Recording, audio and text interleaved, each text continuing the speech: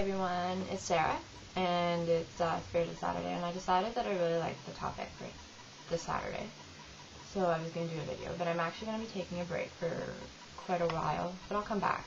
Yeah, I'm not leaving, I just am taking a break. But yeah, the topic today was holding on to your sport in recovery. For those of you who don't know, I am very, very a dancer. I used to ride horses a lot. Volleyball, soccer, I used to be a runner, I used to do track, I used to do, high jumping, long jumping. There's a lot there. I used to do a lot of outdoor stuff, like canoeing, kayaking, that kind of thing.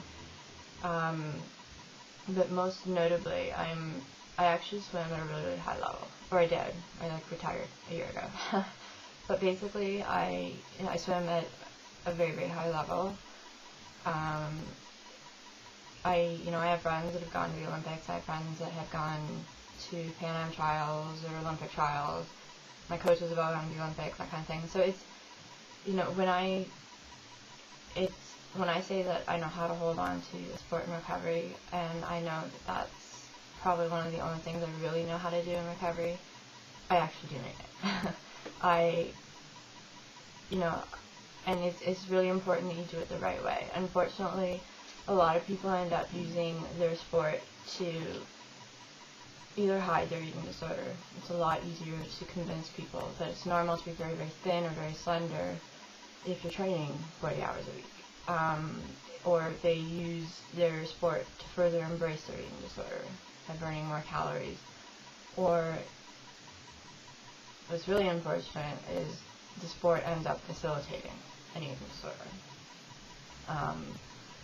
But I do believe that you can hold on to your sport in recovery. I've been told that you can't, and my treatment team has since changed their mind because of me. And what I think is really, really important is remembering that you're an athlete first and a body second, if that makes any sense whatsoever. Your priorities have to be on performance. And if it's not on performance, it has to be on enjoyment. I think that it's really, really, really important that if you're being symptomatic, if you have an eating disorder, that you're not engaging in your sport at that time. I'm not swimming right now. I would love to, but I don't swim more than maybe 2-3 times a week right now. Because I can't separate it and my eating disorder at this time.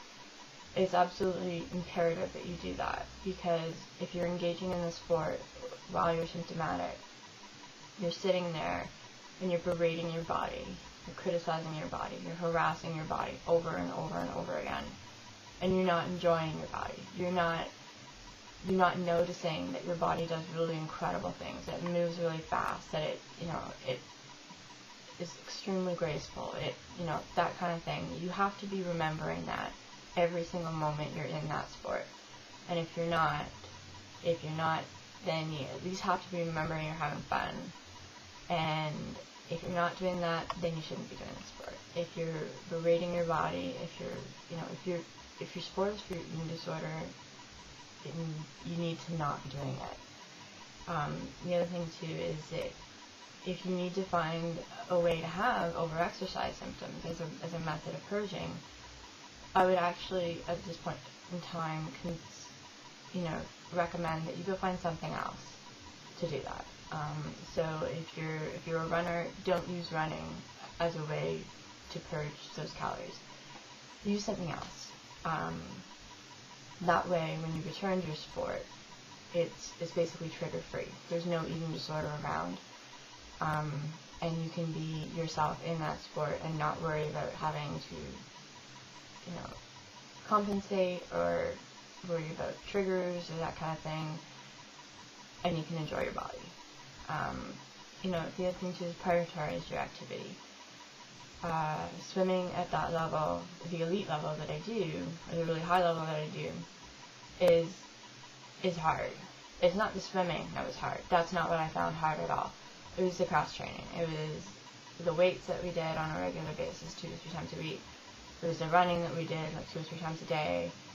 It was the biking. It was, it was everything but the swimming. The swimming I loved, but the other stuff, it was hard. And it was worth it. I've never been in better shape in my life, but at the same time, I wasn't enjoying it, and my body wasn't ready for it. I lost a lot of weight. I ended up having some injuries, and I ended up ultimately relapsing because of that. So basically, you have to prioritize what you want to do.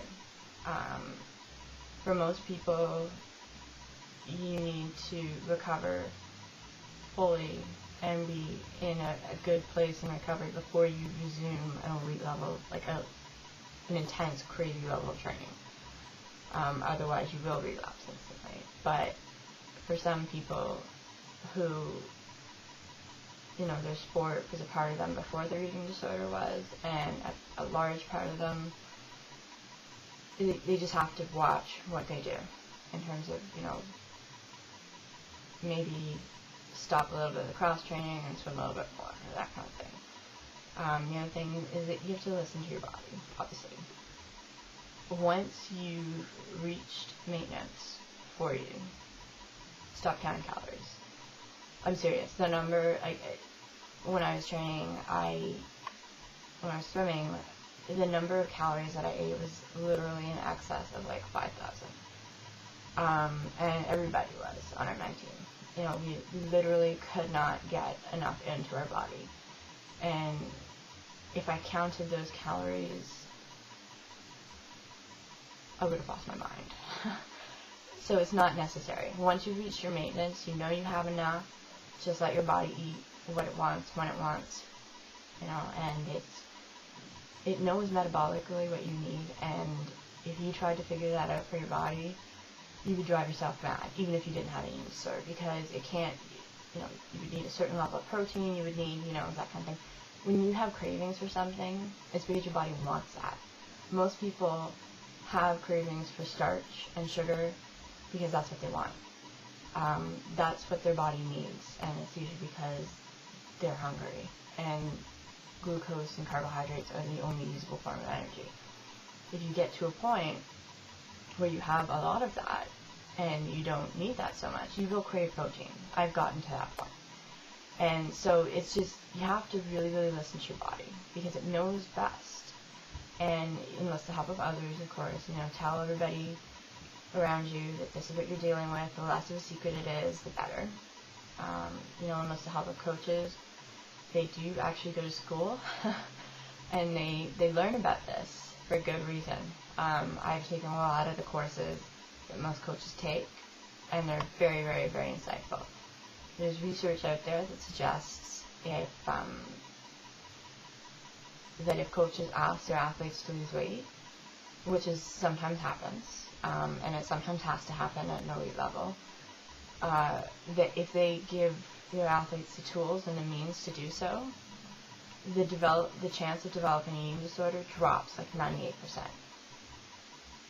You need to rely on your coach, not only for the sets, not only for, the technique or for whatever. You need to rely on him or her for nutrition intake also, along with your nutrition or whatever, nutritionist or dietitian or whatever. They know what they're doing. And you know what? Most of them have heard of it. I never ever had a coach that wasn't okay with it. They're not gonna fall over and drown in the pool, but yeah, it's just, don't worry, you'll be able to handle it. And then know your limits too, obviously. It's not normal to exercise injured. If you do, it's because you have a moderated or a modified program, but it's not normal to exercise injured. Don't exercise injured. You have to be eating constantly. The thing about your metabolism is that it starts and stops.